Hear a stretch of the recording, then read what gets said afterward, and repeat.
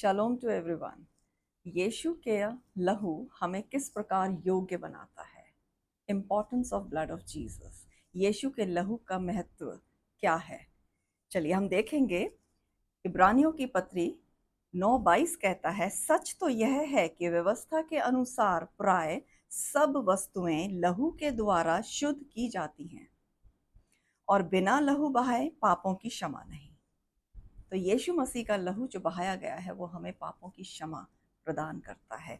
एक वचन और मैं शेयर करूंगी, मत्ती 26:28, क्योंकि यह वाचा का मेरा वह लहू है जो बहुतों के लिए पापों की क्षमा के निमित्त बहाया जाता है। तो प्रभु के लहू का हम दिल से इन बातों को लेते हैं और प्रभु के को धन्यवाद देते हैं कि उसका बेशकीमती लहू हमें पापों की क्षमा प्रदान करता है। उसके लहू बहाने से हमें पापों की क्षमा मिली है। यीशु का लहू हमें धर्मी ठहराता है, जस्टिफाई करता है। रोमियो की पत्री 5:9 कहता है, अतः जबकि हम अब उसके लहू के कारण धर्मी ठहरे तो उसके द्वारा परमेश्वर के क्रोध से क्यों ना बचेंगे। तो यीशु का लहू हमें धर्मी ठहराता है और इसी लहू के कारण जब वो हमें धर्मी ठहराता है तो हम परमेश्वर के क्रोध से क्यों ना बचेंगे। परमेश्वर का लहू हमें छुटकारा भी दिलाता है। वचन में लिखा है, इफिसियों 1:7 कहता है, हमको उसमें उसके लहू के द्वारा छुटकारा अर्थात अपराधों की क्षमा उसके उस अनुग्रह के धन के अनुसार मिला है। कितनी अच्छी और उत्तम बातें हैं ये हमारे लिए कि उसके लहू के द्वारा हमें छुटकारा प्राप्त हुआ है अर्थात अपराधों की क्षमा। और साथ ही ये कैसे हुआ है, उसके अनुग्रह के धन के अनुसार मिला है।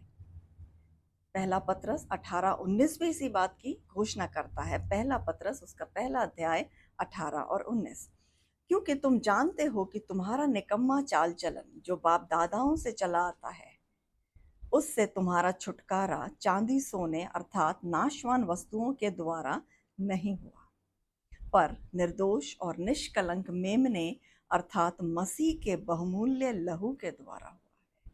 तो जो हमारे जो चाल चलन था, जो निकम्मा चाल चलन बाप दादाओं से चला आता था, हमारा छुटकारा उस चाल चलन से भी किस प्रकार हुआ है। परमेश्वर के पुत्र यानी कि यीशु मसीह का जो बहुमूल्य लहू था, जो निर्दोष और निष्कलंक मेमने का लहू यानी कि यीशु मसीह का लहू के द्वारा हुआ है। यीशु का लहू हमें परमेश्वर तक पहुंचाता है, हमारी पहुंच हुई है परमेश्वर तक, यानी कि वो हमें एक्सेस देता है। यीशु के लहू के द्वारा हमें पूर्ण रूप से एक्सेस मिला है गॉड के, परमेश्वर के करीब जाने का। इब्रानियों 10:19 कहता है, इसलिए हे भाइयों, जब हमें यीशु के लहू के द्वारा उस नए और जीवते मार्ग से पवित्र स्थान में प्रवेश करने का हयाव हो गया है। तो यीशु के लहू के द्वारा हमें नए और जीवते मार्ग में, न्यू लिविंग वे, है ना, और जो पवित्र स्थान है जहाँ परमेश्वर विराजमान है, अति पवित्र स्थान में हम वहाँ प्रवेश कर पाते हैं। हमें इस बात का हयाव हुआ है। इफिसियों 2:13 भी इस बात को कहता है, पर अब मसीह का जो लहू है वो किस प्रकार हमें, और कैसे हम परमेश्वर से दूर थे पर हम निकट हुए हैं। तो इफिसियों 2:13 कहता है, पर अब मसीह यीशु में तुम जो पहले दूर थे मसीह के लहू के द्वारा निकट हो गए हो। तो मसीह के लहू के द्वारा हम परमेश्वर के निकट हैं, करीब हैं। प्रभु का धन्यवाद हो। यीशु का लहू हमें पवित्र करता है, क्लेंस करता है, सैंक्टिफाई करता है। पहला यूहन्ना 1:7 कहता है, पर यदि जैसा वह ज्योति में है वैसे ही हम भी ज्योति में चलें तो एक दूसरे से सहभागिता रखते हैं और उसके पुत्र का लहू हमें सब पापों से शुद्ध करता है। ऑनगोइंग प्रोसेस, उसका लहू हमें शुद्ध करता है। अगर हमसे कोई गुनाह पाप हुआ है, हम अंगीकार करते हैं तो प्रभु विश्वास योग्य है, हमें अपने इस लहू के द्वारा वो हमें शुद्ध करता है।